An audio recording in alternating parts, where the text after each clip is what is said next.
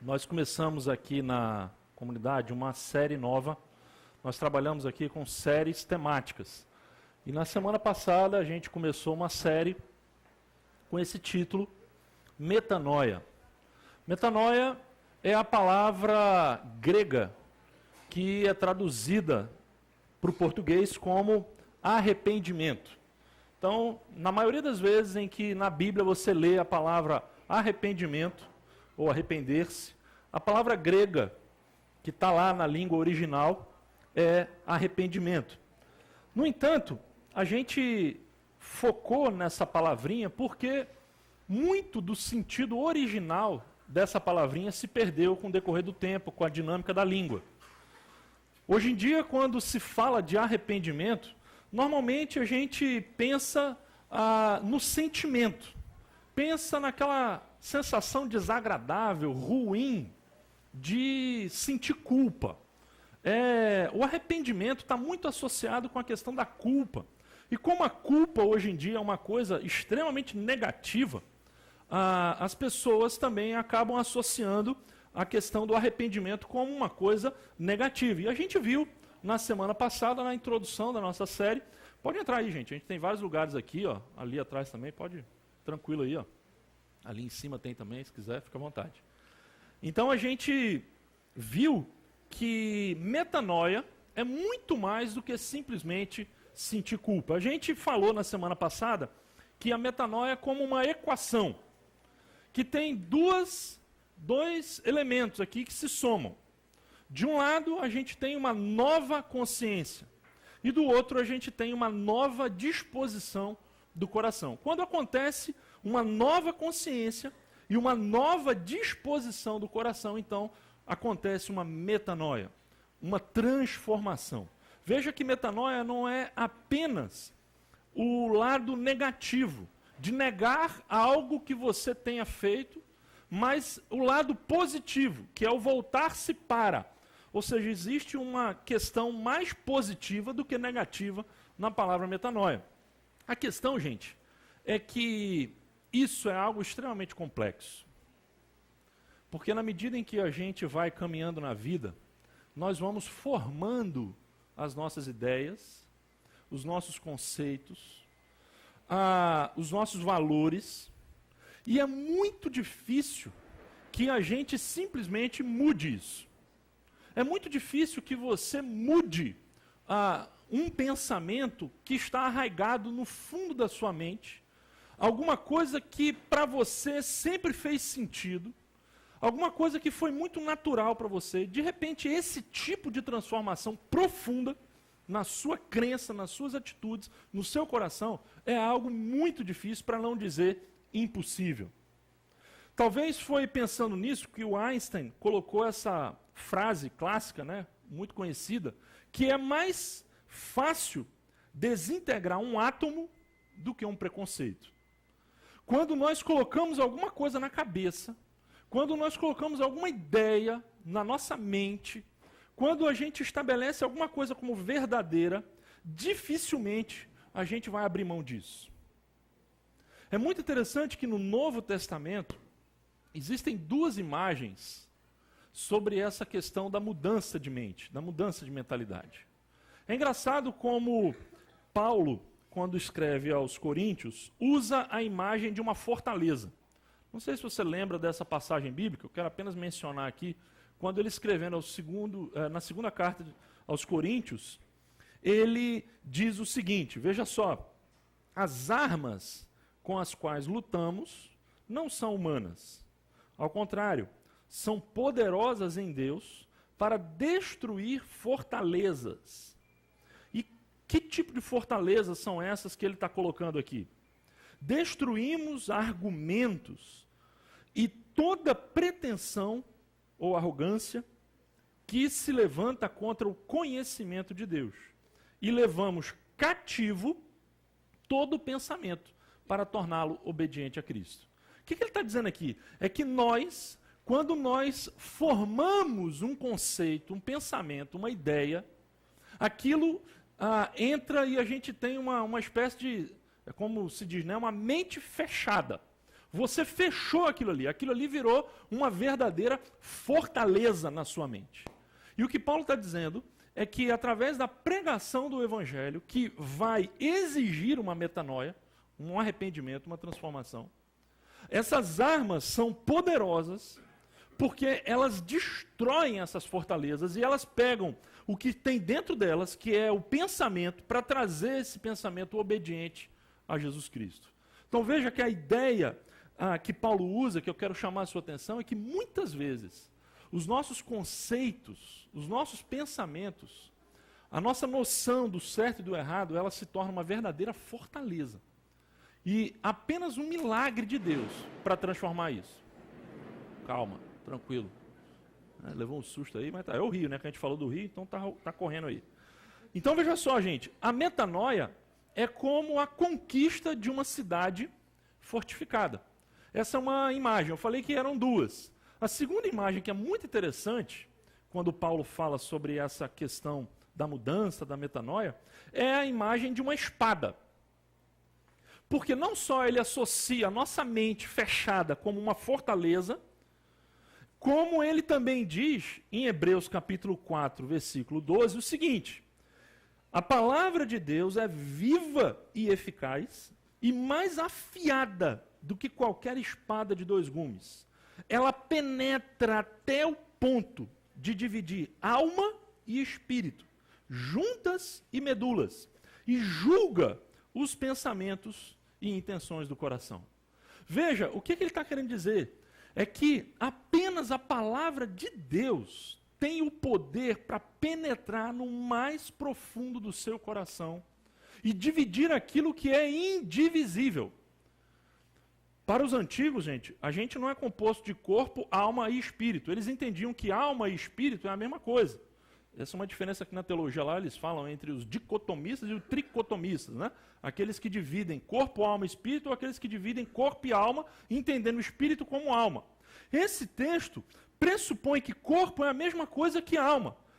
É algo inseparável uma coisa da outra. Mas a palavra de Deus é capaz de entrar na sua vida e dividir até mesmo o que é indivisível.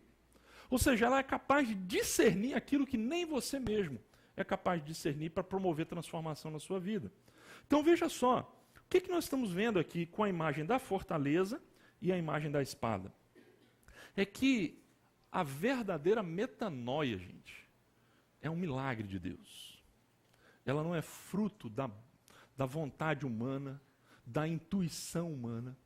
Ela é algo que vem de Deus.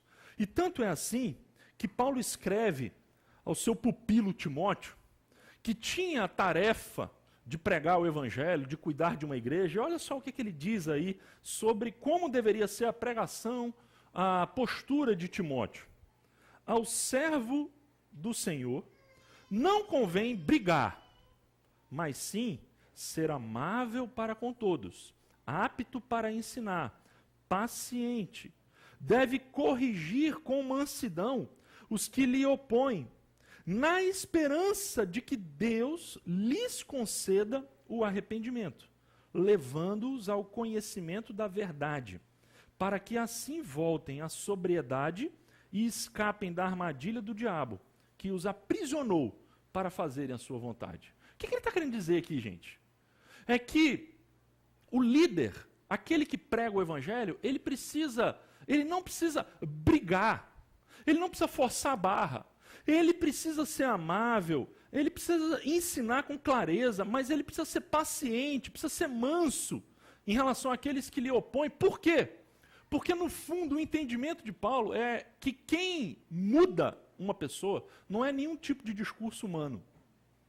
Quem muda a nossa maneira de pensar é Deus. É por isso que ele diz, olha, Timóteo, pregue o evangelho. O servo do Senhor tem que simplesmente pregar.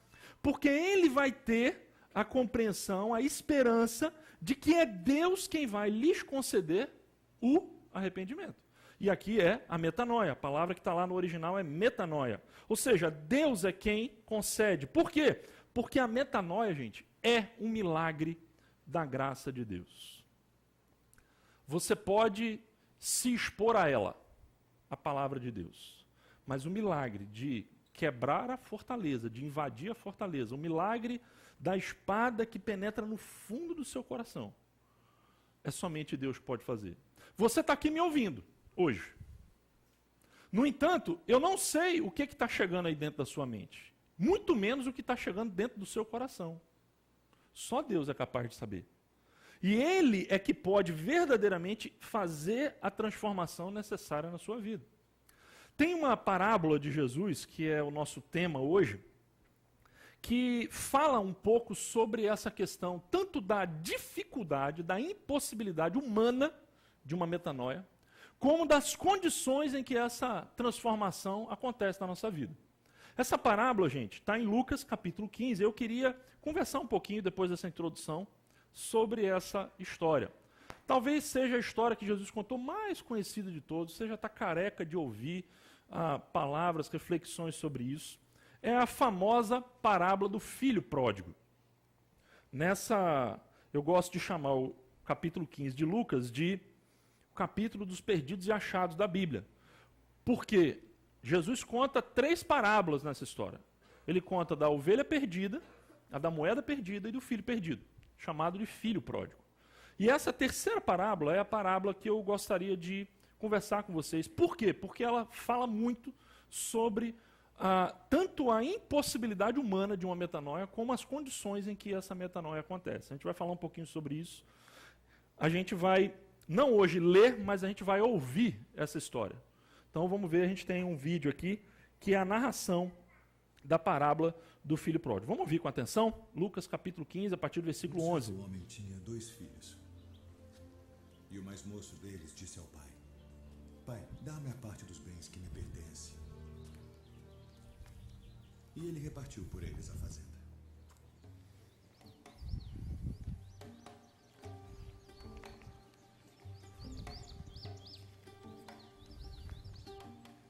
E poucos dias depois, o filho mais novo, ajuntando tudo, partiu para uma terra longínqua. E ali desperdiçou seus bens, vivendo dissolutamente.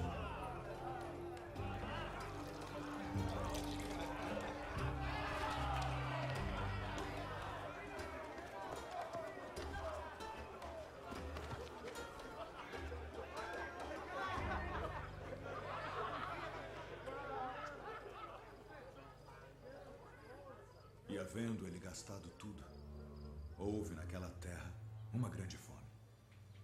E começou a padecer necessidades. E foi e chegou-se a um dos cidadãos daquela terra, o qual mandou para os seus campos a apacentar porcos. E desejava encher seu estômago com as bolotas que os porcos comiam. E ninguém lhe dava nada.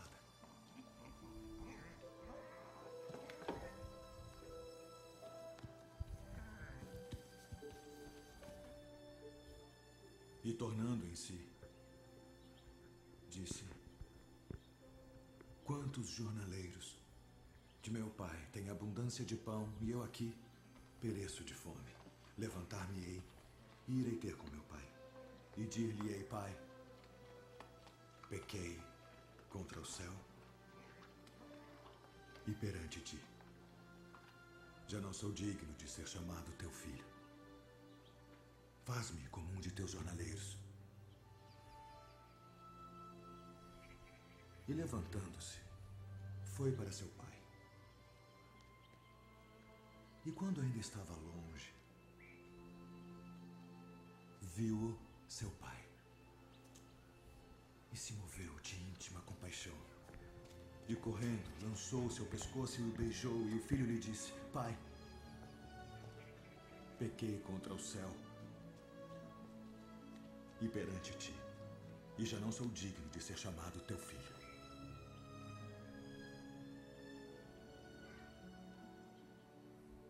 Mas o pai disse aos seus servos: Trazei depressa a melhor roupa e vestilho, e ponde-lhe um anel na mão e alparcas nos pés. E trazei o bezerro cevado e matai-o e comamos e alegremo-nos. Porque este meu filho estava morto e reviveu. Tinha se perdido e foi achado. e começaram a alegrar-se. E o seu filho mais velho estava no campo.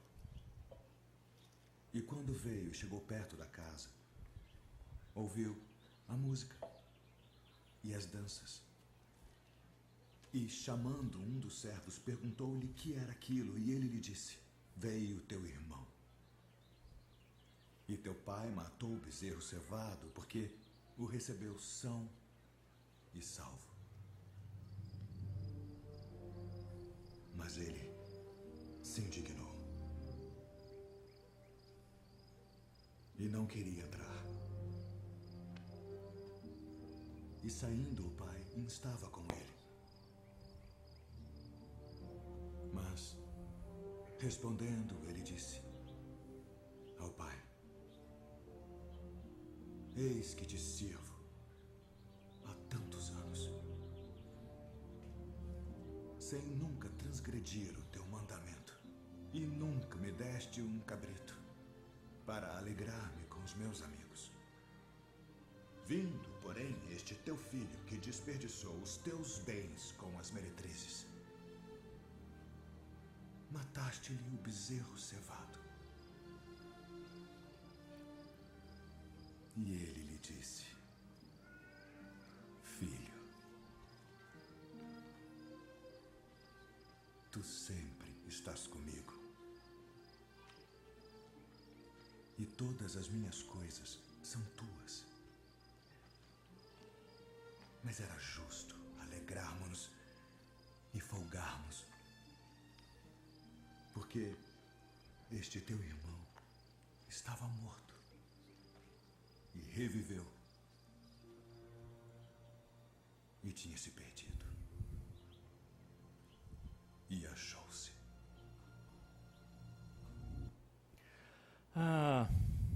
Enfim, essa é a história que você conhece muito bem, que a gente ouviu e viu aqui. Um dos maiores equívocos, um dos equívocos mais comuns em relação à leitura das parábolas é a gente fazer uma interpretação e uma leitura totalmente desconectada do contexto em que essa história foi contada. Por exemplo, quando nós lemos essa história hoje, nós estamos lendo no século XXI, no Brasil, para uma língua diferente, uma cultura diferente, um tempo com valores morais diferentes. E é muito importante que a gente não perca de vista o tempo e as pessoas que ouviram essa história pela primeira vez. Então vamos tentar fazer aqui um exercício rápido. A sociedade em que Jesus vivia, lá onde Jesus vivia, tinha alguns valores. Era uma sociedade extremamente conservadora, tradicional, e esses valores a gente pode resumir aqui em algumas palavras. Ou seja, eles prezavam pela sua tradição, aquilo que era passado de pai para filho, para neto, para bisneto.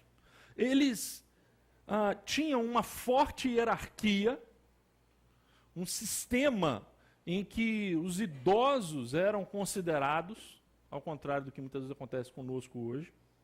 Eles tinham regras e normas de conduta, de comportamento, que eram extremamente rígidas, e eles tinham uma religião muito forte. O fator religião era muito importante para aquela cultura. Isso quer dizer, gente, que quando Jesus quando Jesus conta essa história, o impacto foi muito maior do que o impacto que nós ouvimos hoje, que nós sentimos quando ouvimos essa história hoje. Por quê? Na verdade, para essa sociedade em que Jesus vivia, a atitude do filho mais novo faz dele um verdadeiro vilão. Qualquer pessoa da época de Jesus que ouvisse essa história ia pegar esse menino e ia dizer: esse menino não presta para nada, isso é um mau caráter. Nós temos que arrebentar com ele. O que esse menino faz é terrível. Por quê? Porque ele ignora a tradição, ele desafia a hierarquia, ele quebra regras e normas e ele despreza a religião. Tudo isso ele faz.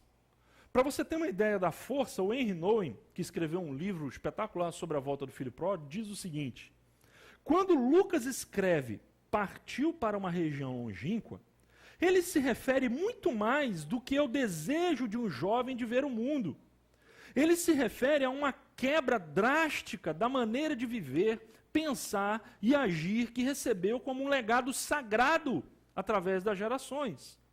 Mais do que desrespeito, é uma traição aos valores cultuados pela família e pela comunidade. Então veja só, hoje nós olhamos para esse filho mais novo de uma forma bem diferente da forma como os primeiros ouvintes escutaram essa história. Por quê? Porque na sociedade em que nós vivemos hoje, gente, ao invés da tradição, o que pesa, o que é valorizado é o quê? A inovação, não a tradição.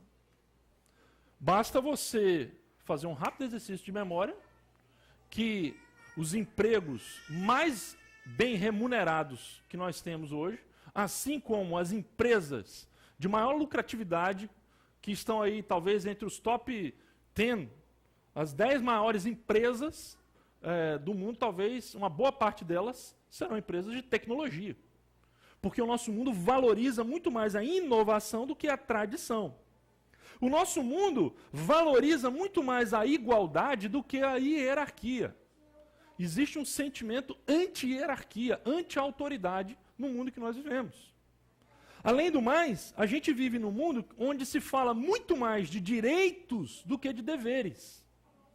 Onde os direitos humanos, há muita gente que está defendendo essa causa.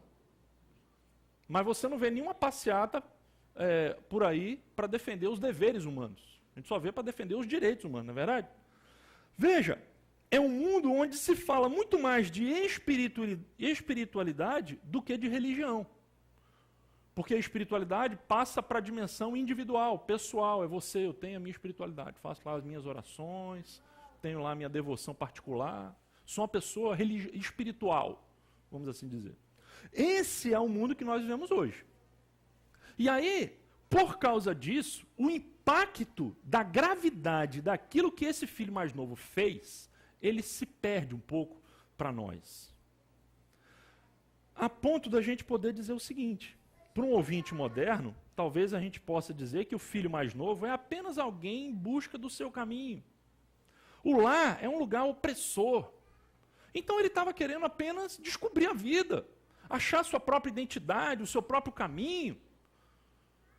Aliás, é muito comum, aqui no Brasil não, mas em sociedades como lá nos Estados Unidos e outros, é muito comum que o jovem faça lá seus 18 anos, o que ele vai fazer? Ele vai para o mundo, ele vai fazer a sua vida. Se espera isso dele. Agora veja o impacto que isso traz para a gente entender o que Jesus está querendo dizer. Eu achei, por acaso, um blog de um camarada que se diz gay e, ao mesmo tempo, católico. E o blog foi uma tentativa dele tentar conciliar as duas coisas. Então, ele publica textos bíblicos e reflexões a partir da ótica dele, da ideologia homoafetiva. E esse cara tem um texto que eu descobri dele sobre a parábola do filho pródigo. E veja só o que a gente encontra lá. Veja só. Ele está falando sobre esse juízo sobre o filho mais novo, a gravidade do que ele fez. Ele diz o seguinte: o julgamento é severo e usa termos fortes. É, no entanto, uma avaliação de fora. Basta olhar nos olhos daquele jovem ou tentar colocar-se no lugar dele para que tudo mude totalmente. Talvez não tenha sido cruel a sua atitude de rejeitar a mais preciosa tradição, o legado sagrado da maneira de viver, pensar e agir. Mas, pelo contrário, todas essas coisas, a tradição, o modo de pensar, etc., tornaram-se insuportáveis para ele. Portanto, cruéis, principalmente em sua expressão prática, de intolerância, rejeição, agressividade, etc. Qual a diferença? A diferença é que aqui, nessa interpretação, esse jovem é vítima. Ele não é culpado. Ele não tem erro. Ele aqui é uma vítima. O problema, na verdade, estava no seu lar. Talvez no seu pai, no seu irmão, na agressividade que ele sofria dentro de casa, que não dava a ele espaço, liberdade. E ele precisou, então, para poder viver, respirar, descobrir o seu caminho e ir para o mundo. O problema, meus queridos, dessa interpretação é que na história, claramente, Jesus está mostrando e está associando o pai com a figura de quem? De Deus. E dizer, então, que na prática ele era oprimido, rejeitado, menosprezado na sua casa, é dizer que Deus faz isso com a gente. Não faz o menor sentido. Isso é apenas uma interpretação sem a ótica daquela época. Na verdade, é uma interpretação a partir da ótica moderna. Você está pegando o que o mundo hoje entende e aplicando isso na Bíblia. Mas é preciso que você entenda que, para a cultura em que Jesus contou essa história, aquilo que esse jovem fez foi extremamente grave. Ele não é vítima.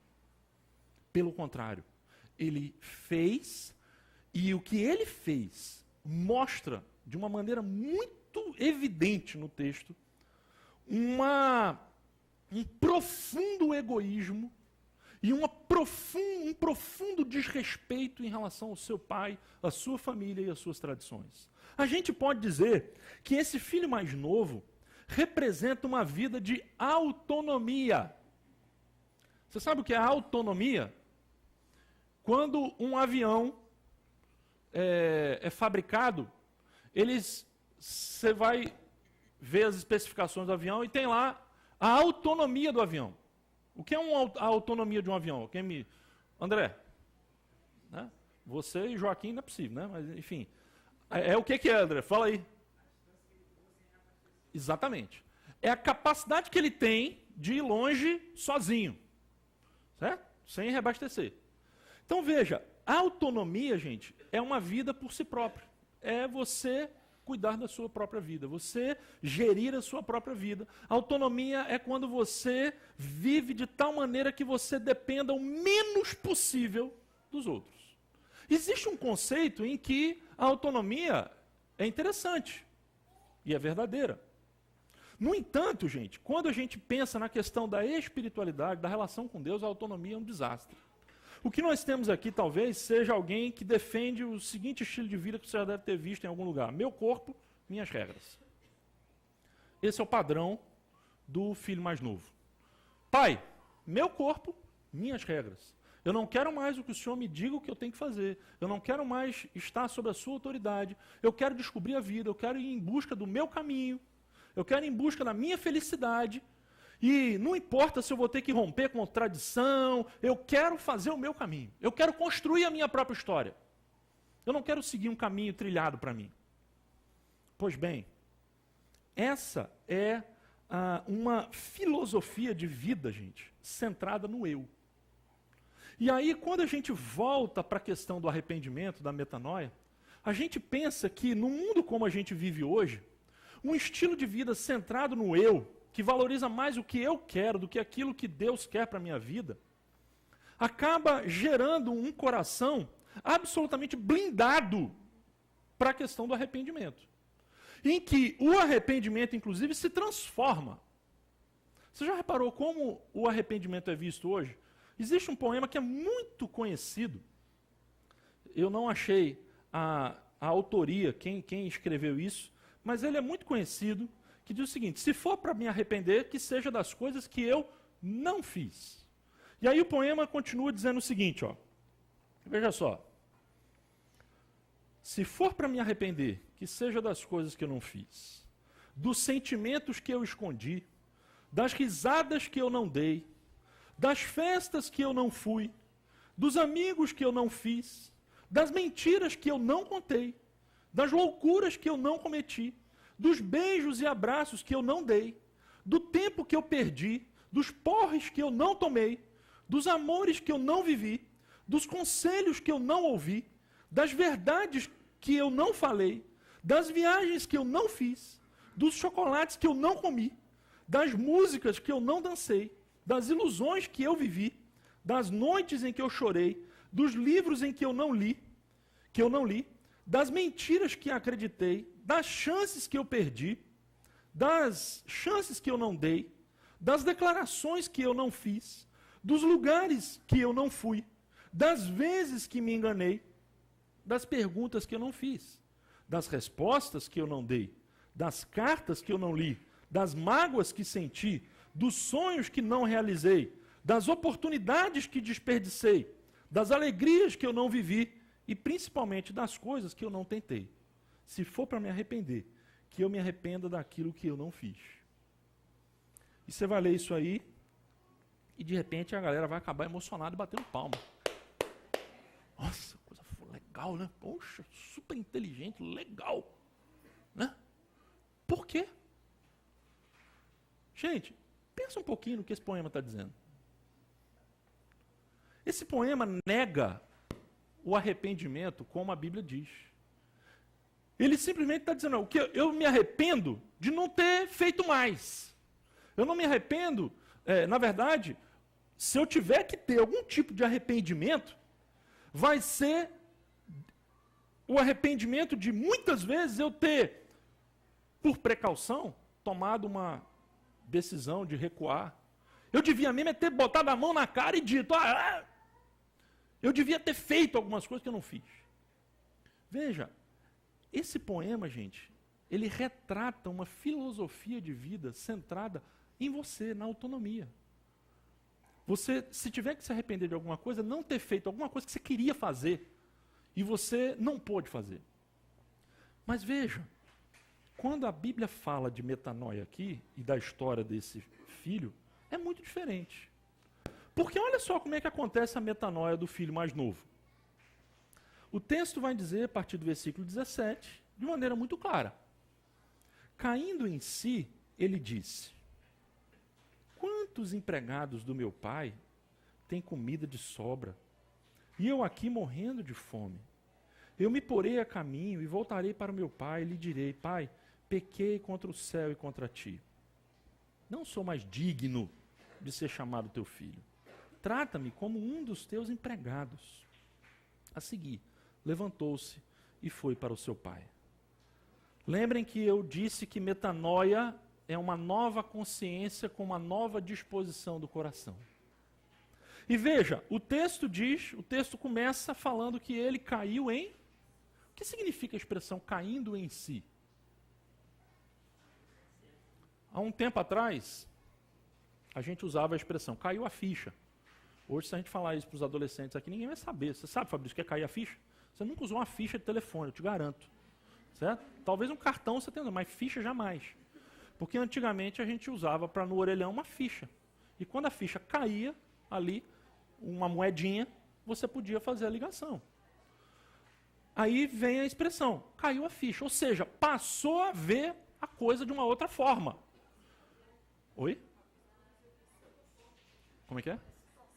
Se tocar, exatamente. Se tocou. É isso aí. É o significado de cair a ficha. Então veja só. Quando o texto diz que ele caiu em si, ele se tocou. Ele viu a bobagem que ele tinha feito. Ele viu que a culpa não era do pai ou de ninguém, que era dele mesmo, que ele foi rebelde, ele quis autonomia, que aquele estilo de vida não levava a nada. Ele caiu em si, viu a bobagem que ele tinha feito. E ele pensou, eu vou voltar para o meu pai. Veja que em toda a metanoia existe primeiro uma mudança da mente, depois um planejamento de atitude prática. Voltarei para o meu pai. E há também um grande elemento sem o qual não existe a metanoia, que é a humildade. Por quê? Não sou mais digno.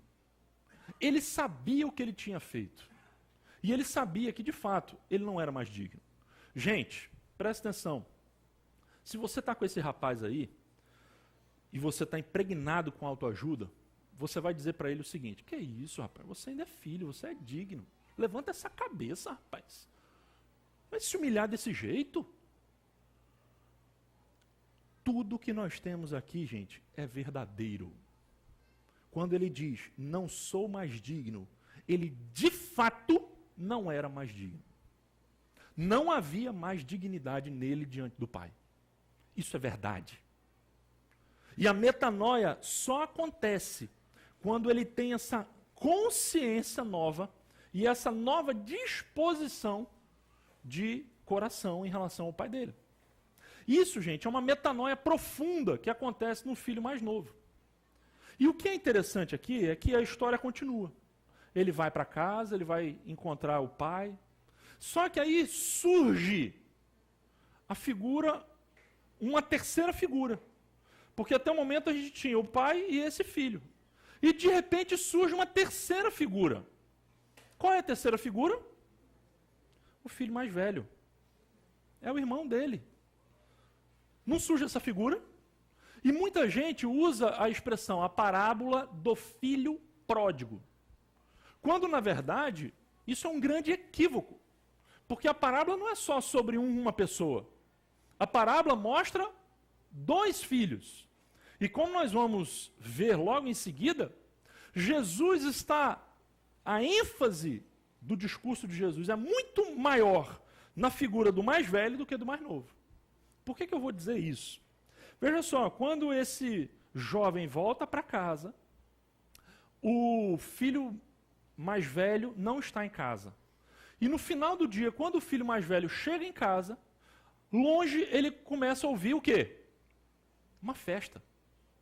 Música. Começa a sentir cheiro de churrasco. Ele fala, poxa, está tendo uma festa em casa, nem me avisaram, não estou sabendo desse negócio. Que história é essa? Festa? O que aconteceu? Aí ele chega para um criado e fala, o que aconteceu? O criado fala, olha, seu irmão que voltou. Gente, naquela hora, o que esse camarada diz? Olha só, o texto vai dizer, o filho mais velho encheu-se de ira e não quis entrar. Então o seu pai saiu e insistiu com ele.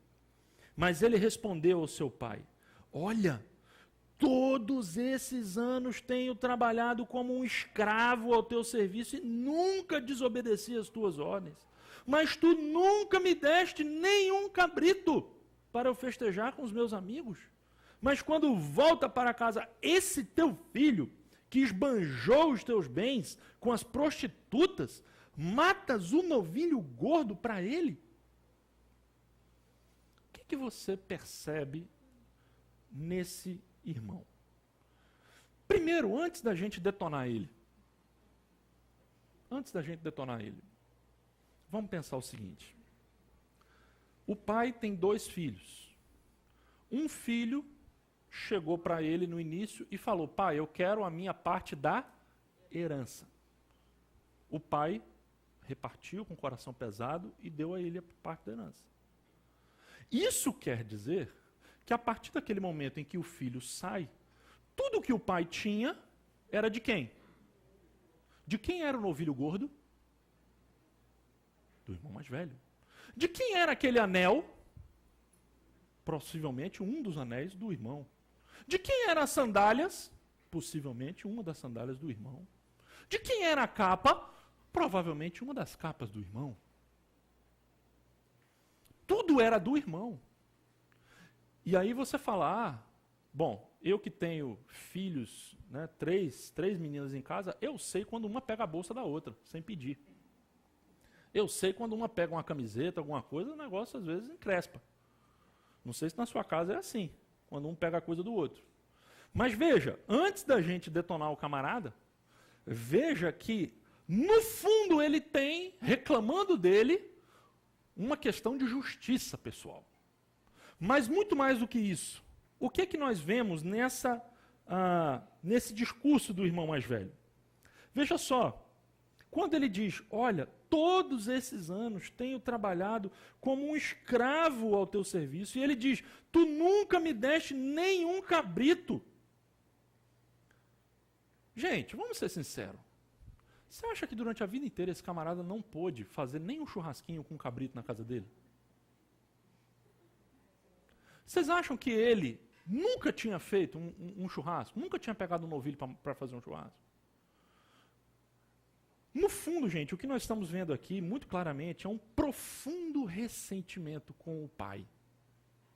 Ele está demonstrando aqui, principalmente quando ele fala, eu tenho trabalhado todos esses anos como escravo. Você acha que o pai o via como escravo, ou impunha a ele a condição de escravo? De forma alguma. Mas ele tinha colocado na mente dele que o trabalho, que ele só estava ali para fazer coisas. Ele nunca tinha saído de casa, talvez nunca tivesse levantado o dedo, porque ele respeita a tradição, ele respeita a moralidade, ele respeita a hierarquia. Mas no fundo, lembram que semana passada eu usei a imagem do iceberg? Aquilo que está por cima e aquilo que está por baixo. Esse camarada, por cima, ele talvez fosse um filho exemplar, mas por dentro dele, ele estava comido de ressentimento. Ele não amava o seu pai, pelo texto que ele está dizendo. Depois, além de tudo, veja só, quando ele vai falar do irmão, ele diz, esse teu filho. Isso quer dizer o quê? Ele não fala o meu irmão. Ele diz, esse teu filho. Por que ele fala esse teu filho? Porque ele não considerava mais aquele camarada como irmão dele. Para ele já não existia mais irmão. Ou seja, ele já se considerava superior. Jamais que ele poderia estar na mesma categoria de irmão como ele. Não, irmão ele não é mais, eu sou superior a ele agora. O sentimento de superioridade.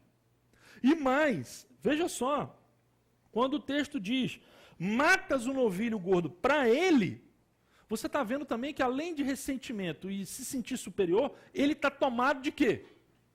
De inveja. Ele está com inveja do que o pai está fazendo para o irmão.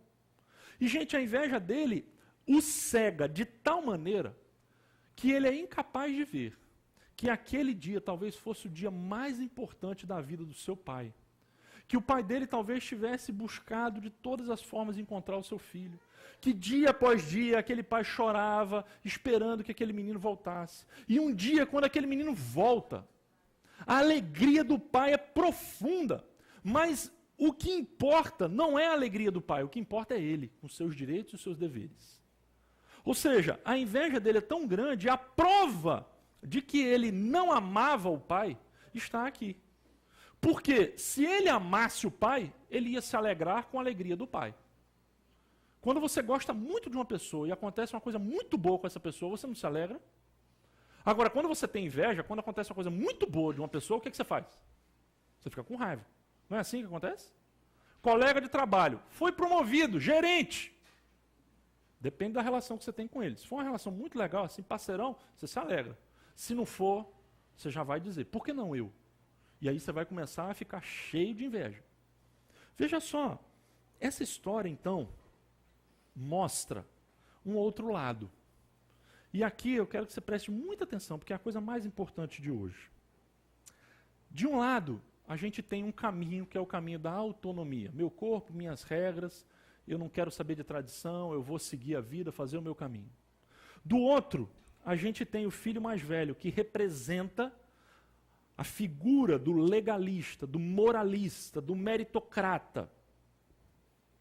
E, gente, esse é aquele que talvez tenha a filosofia não do meu corpo, minhas regras. A filosofia dele é assim, Deus ajuda quem cedo madruga. Meu nome é trabalho. Então ele acredita que tudo na vida precisa ser por merecimento. Então ele trabalhou a vida inteira dele. Ele foi honesto, foi verdadeiro para ter a recompensa do Pai. E Jesus está contando essa história, gente, para falar que muitas pessoas na relação com Deus têm esse tipo de postura. Muita gente tem uma postura de moralista, de achar que a sua relação com Deus depende da sua capacidade de cumprir os mandamentos de Deus. Ou seja, Deus vai me abençoar se eu for obediente, se eu obedecer, se eu for fiel a Ele em tudo, aí Ele vai poder me abençoar. E aí, quando surge alguma coisa boa, a gente logo diz, né, você merece, mas merece mesmo. A gente gosta de falar que as pessoas merecem, né? Principalmente, a gente gosta de falar que a gente merece. Mereci. Veja, muito possivelmente, a maior parte do auditório que está aqui presente, incluindo eu, somos muito mais próximos desse filho mais velho do que do filho mais novo. Tim Keller fala sobre o filho mais velho e sobre esse tipo de espiritualidade, esse tipo de atitude em relação a Deus e à vida. Num texto, eu queria colocar para vocês um trechinho, né? Rapidinho, de uma palavra que ele dá sobre essa questão. Veja só como ele aplica isso, de uma maneira muito legal. Aliás, ele escreveu esse livro que tem muito dessas ideias que eu estou colocando aqui, O Deus Pródigo. Se você não tem, é um livro espetacular em que ele fala da parábola do filho pródigo. Vamos dar uma olhadinha aqui no vídeo. Veja só o que ele diz. We Christians, are the biggest faith group in the world. Christianity is still twice the size of the next religion at this point in the world. And the only way that we're going to break this is not to say, what's wrong with you secular people? Why are you being so mean to us? Christians have to recognize, number one, that you're a big part of the problem, and number two, that we also can be at the heart of the solution. Okay? 2 minutes and I'm done. There are two basic ways of thinking about your self-image. One is what I'm going to call a moral performance narrative. A moral performance narrative says, I'm okay, I'm a good person, I feel significant, and I have worth because I'm achieving something. So if you are a liberal person, and you feel like I'm a good person because I'm working for the poor and I'm working for human rights and I'm open-minded, you can't help in a moral performance narrative. Your self-image is based on your performance as a generous, liberal, activist person. You can't help but look down your nose at bigots. You can't help but feel superior to bigots. On the other hand, what if you are a traditional religious person and you go to church and you read your Bible, or you go to synagogue and you read your Bible, or you go to the mosque and read the Quran, and you're working really hard to be good and to serve God, etc. Now in that case, you have to look down your nose at people who don't believe your religion, and they're not being as good as you are. And maybe you're just a secular person and you're a hard-working, decent chap. You can't help. If your self-image is based on the idea that you're a hard-working, decent chap, you can't help but look down your nose at people who you consider lazy. But the gospel is something different. The gospel says Jesus Christ comes and saves you. The gospel says you're a sinner. The gospel says you don't live up to your own standards. The gospel says there's no way you're ever going to be able to live up to your own standards. The gospel says that you have failed, you're a moral failure, and salvation only belongs to people who admit their moral failures. And Jesus came in weakness and died on the cross. And he says, my salvation is only to weak people. It only is there for people who admit that you're not better than anyone else, that you just need mercy.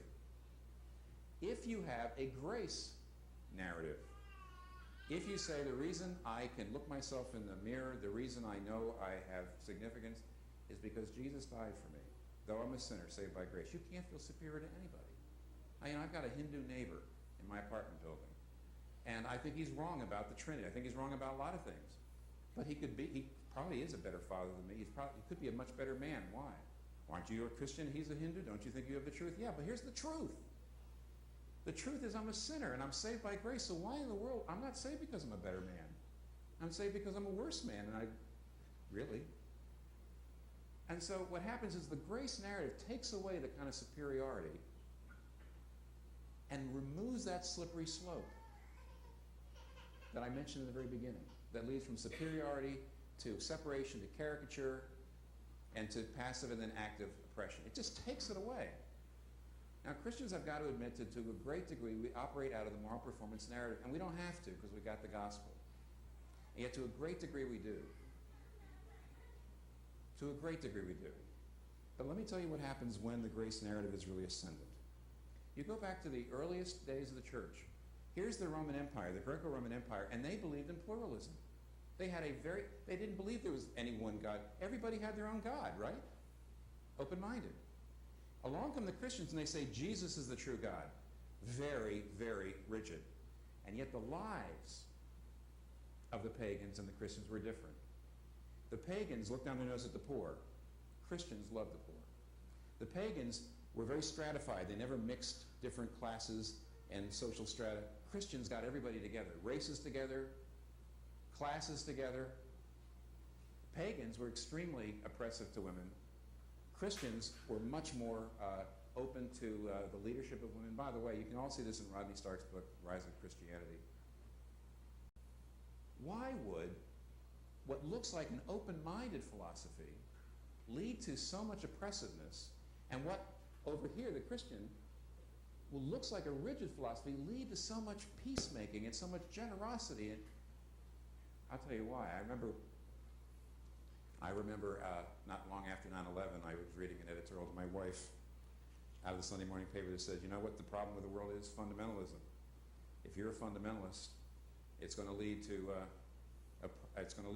violence. And of course, I just try to show you we're all fundamentalists, actually. But when my wife sat there and she says, that's ridiculous. It all depends on what the fundamental is. She says, have you ever seen an Amish terrorist? She says, listen, if Amish aren't fundamentalists, there ain't no such thing. But here's what their fundamental is. A man dying on the cross for his enemies. A man praying for the forgiveness of his enemies as he's dying. If that's at the very center of your life, that destroys the slippery slope. If Christians are willing to say, we're going to start.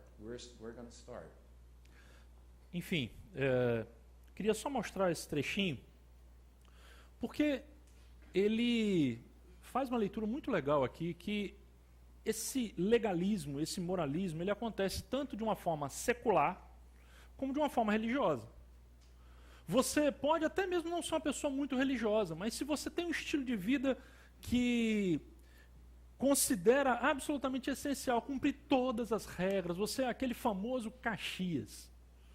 Você estuda, dá duro, chega cedo no trabalho, é o último a sair, você constrói tudo com base no seu esforço, e você crê que de alguma maneira você tem que ser recompensado por isso. Esse é o seu estilo, esse é o seu padrão. E o que nós estamos vendo aqui, gente, nessa narrativa, para terminar, é que a gente tem, então, na parábola do filho pródigo, duas maneiras de rejeitar a Deus.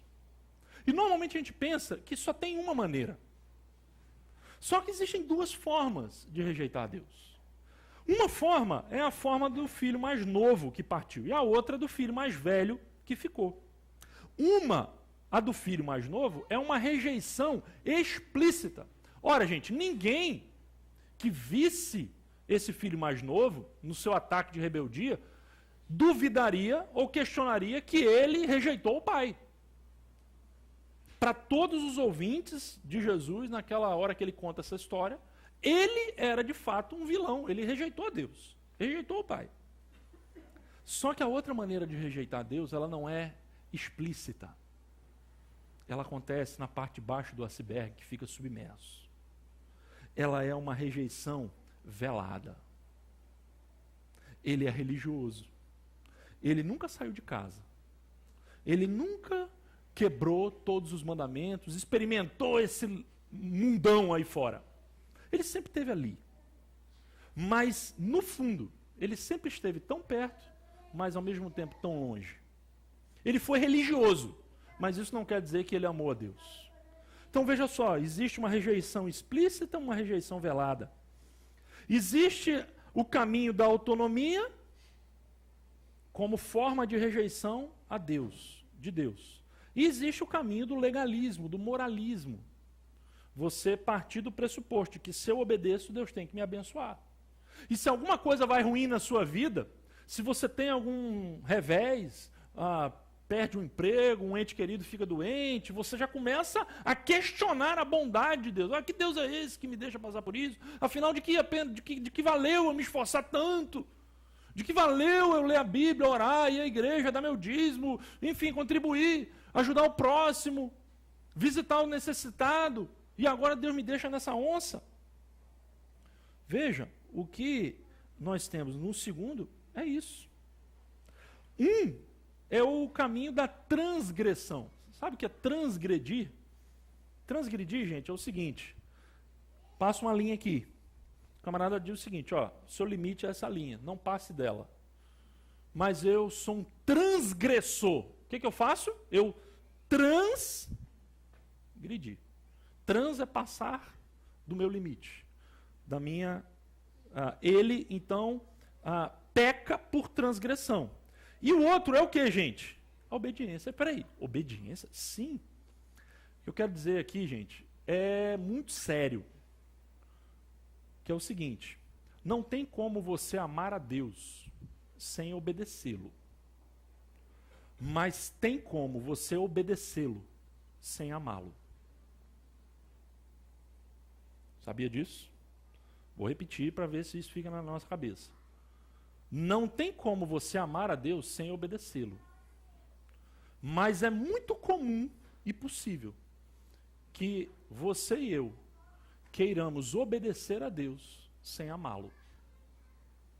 É o caminho do irmão mais velho. Para o filho mais novo, o irmão que ficou é considerado o quê? Mente fechada. Ih, rapaz, isso é mente fechada. Tem que abrir sua mente, expandir seus horizontes. Para o irmão que ficou, o irmão que partiu é o quê? Imoral e irresponsável. É o que ele é. No fundo, um despreza o outro. O de fora despreza o que está dentro e o que está dentro despreza o que está fora. Mas no fundo, gente, os dois estão longe de Deus. Os dois não estão amando a Deus. Por isso, os dois precisam de arrependimento. Só que normalmente a gente pensa que quem precisa de arrependimento é quem está dentro ou quem está fora. Geralmente quando a gente fala de arrependimento, a gente pensa em quem? O cara que está lá, né? Que não quer saber de Deus, no filho pródigo que foi.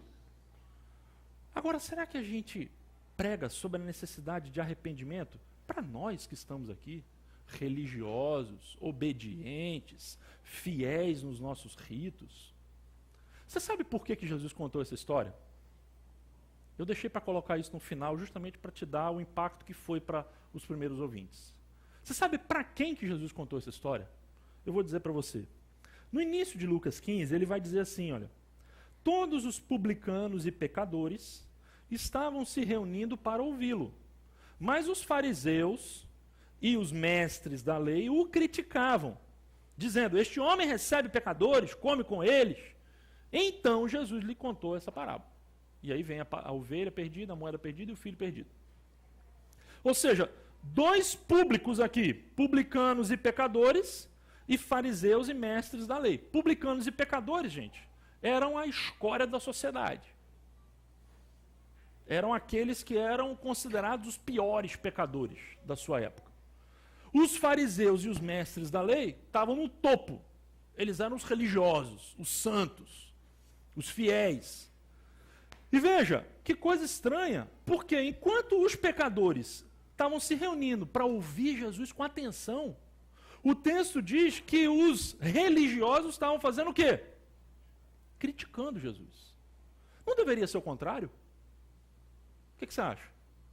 Ou seja, se Jesus prega contra o pecado, é natural que o pecador se sinta ofendido e não queira esse discurso.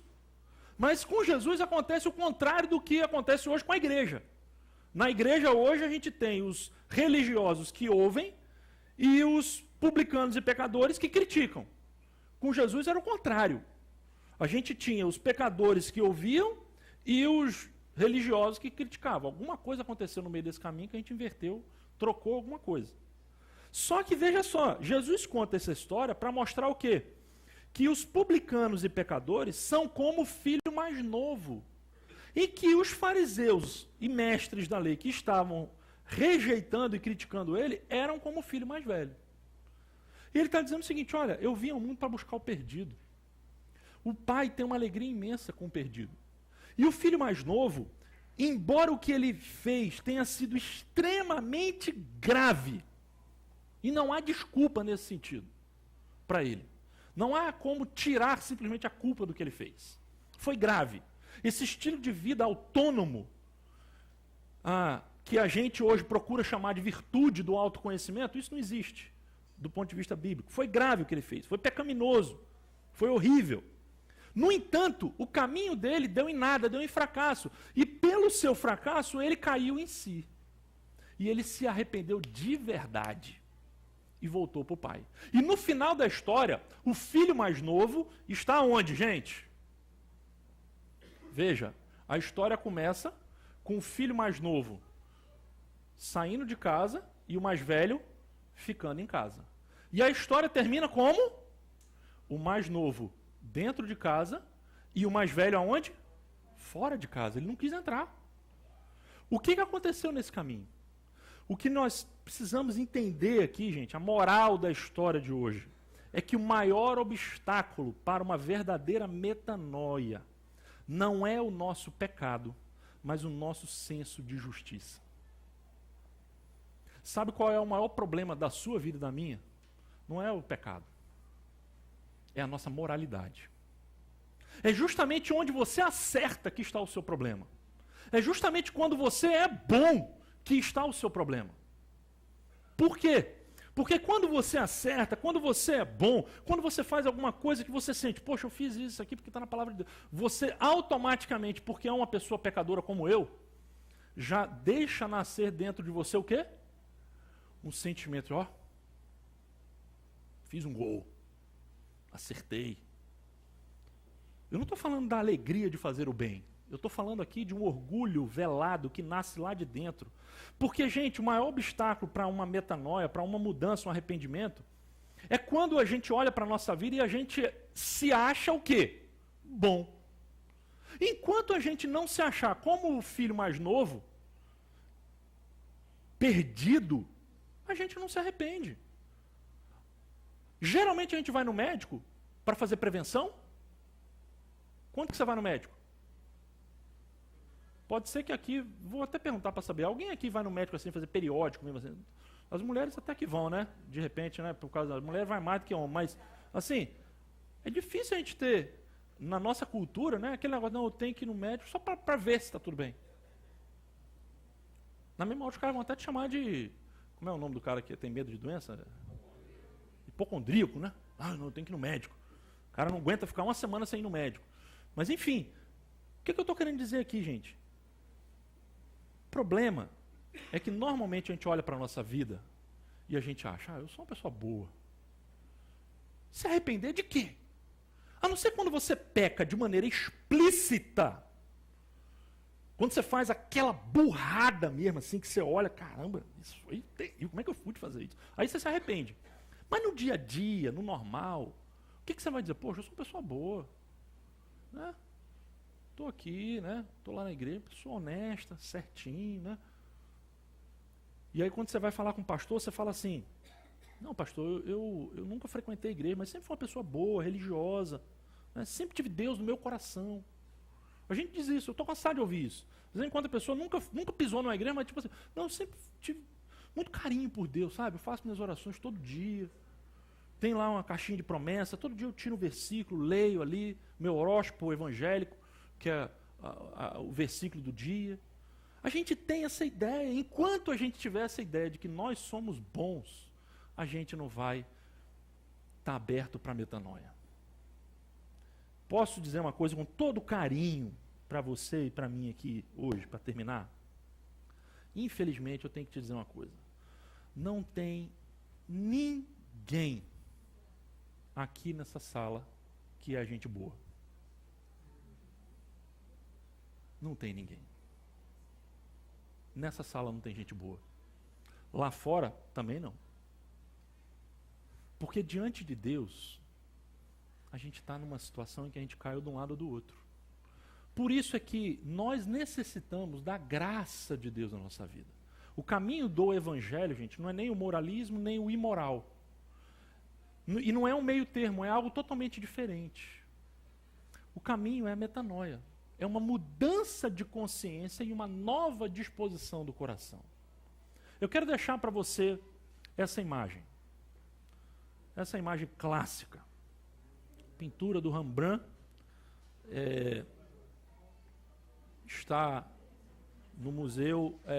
Elma foi lá, né? Viu ao vivo, né? Também? Viu ao vivo, né? Beleza. Qual o tamanho dessa imagem? Grandão, né? Pois é. Essa imagem, talvez mais conhecida do Rembrandt, está lá no Museu de São Petersburgo, na Rússia. E eu queria que você olhasse por alguns instantes, até precisa apaga a luz, por favor, não é emocionalismo não, tá, gente? Só para ficar melhor a imagem, que ela é escura. Pode apagar a amarelinha aqui também, que é essa primeira aqui. Ó. A de cá. Aí, é essa. Olha só, essa imagem que o Rembrandt pintou. O pai recebendo o filho. Ao lado direito nós temos quem? Ali em pé? O irmão. Agora veja bem, tenta fazer rapidamente uma diferença entre um e outro. Olha o estado de um e o estado do outro. Um olha para o pé dele, descalço, o outro não dá para ver, mas ele está calçado. Um está praticamente sem roupas, com a sua roupa de baixo. O outro está com a capa vermelha. Um está sujo, o outro está limpo. Um está careca, que é um sinal de vergonha, humilhação. O outro está lá com a sua cabeleira. Mas, ao mesmo tempo, um está ajoelhado. O outro está de pé. Um olha o pai de baixo para cima. O pai está acima dele. O outro olha para o pai como? De cima para baixo. Veja que essa é uma figura que caracteriza bem a história que Jesus contou. Pode acender, por favor. E vocês lembram que eu falei que tudo que aquele filho teria daqui por diante deveria ser com o sacrifício daquilo que era do seu irmão. Correto? Porque ele já tinha pegado a parte dele. E o seu irmão, por ser irmão, deveria ser aquele que iria dar uma parte do que ele tinha para ele. Mas é triste que na história, esse filho mais novo não tem um irmão. Ele tem um pai, que o recebe de volta. Mas ele não tem um irmão. Agora, você sabe onde está o evangelho aqui? É que quando eu e você nos identificamos com esse sujeito, com esse jovem que está ajoelhado, nós entendemos que nós temos um irmão mais velho. E esse irmão mais velho, ele veio a esse mundo, e ele, justamente porque ele ficou desnudo ali na cruz, nós hoje podemos ser o quê? Vestidos. Justamente naquilo que ele perde, nós ganhamos. É justamente porque ele se sacrificou na parte que era dele, que nós podemos ter direito a alguma parte. O evangelho está aqui nessa história. E quando a gente olha para isso, gente, não há outro caminho a não ser a gente reconhecer a nossa necessidade de ter uma metanoia. Queria que você saísse daqui hoje com essa ideia. Eu preciso me arrepender não só das minhas virtudes, ou melhor, não só dos meus pecados, mas eu preciso me arrepender também das minhas virtudes. Eu preciso me arrepender da minha justiça própria. Das vezes em que eu achei que, sendo uma pessoa boa, Deus ia me aceitar. Porque quando você faz isso, sabe o que acontece? Jesus pode ser um modelo, uma inspiração para você, ele pode ser um filantropo, uma pessoa extremamente boa, mas ele não é o seu Salvador. Porque para que Jesus seja o seu Salvador, você precisa de salvação. E para você, o que faz você precisar de salvação? É o fato de você estar perdido. Então, se você não se considera perdido, Jesus não é o seu Salvador. Jesus só é o Salvador daqueles que se consideram perdidos. Qualquer discurso em qualquer igreja que chegue para você e diga: você é uma pessoa que tem direitos e tem valores e você tem que erguer a sua cabeça, isso não é o discurso do Evangelho. O Evangelho verdadeiro, ele não diz que você tem que ter mais ou assumir mais. Ele diz o contrário, que você tem que negar-se a si mesmo. Ele diz que você tem que curvar a sua cabeça. Ninguém, o meu pai foi a Jerusalém e ele visitou lá a Porta da Agulha. Ele tem uma foto da Porta da Agulha. Lembra quando Jesus disse que é mais fácil um rico entrar no reino dos céus do que um... Desculpa. Calma, talvez você estava atento. Isso é comum. É mais fácil um camelo passar pelo fundo da agulha do que um rico entrar no reino dos céus. Tem muita gente que pensa que a agulha ali é uma agulha, né, dessa que a gente faz. Não é. A agulha era uma porta que tinha em Jerusalém, que era muito estreitinha, muito baixinha. E você só conseguia entrar nessa porta como? Ninguém conseguia entrar nessa porta assim. O que Jesus está dizendo, gente, é que ninguém entra no reino dos céus com a cabeça erguida. A gente só entra no reino dos céus com a cabeça baixada, porque a cabeça baixada é a cabeça da metanoia. É a cabeça do arrependimento. Todos nós temos muito que nos arrepender. É mais difícil o bom se arrepender do que o ruim. Porque o cara que está no mundão, ele fatalmente vai se desiludir. Seja com sucesso, seja com fracasso, ele vai se desiludir. E ele vai buscar o seu caminho, de alguma maneira ele vai voltar. Mas nós, que estamos sempre nesse caminho, dito caminho do Evangelho, precisamos ter um cuidado redobrado para não deixar que a nossa religiosidade tire de nós ou endureça o nosso coração de tal maneira que a gente não mais tenha a disposição de se arrepender diante de Deus. Vamos fazer uma oração para a gente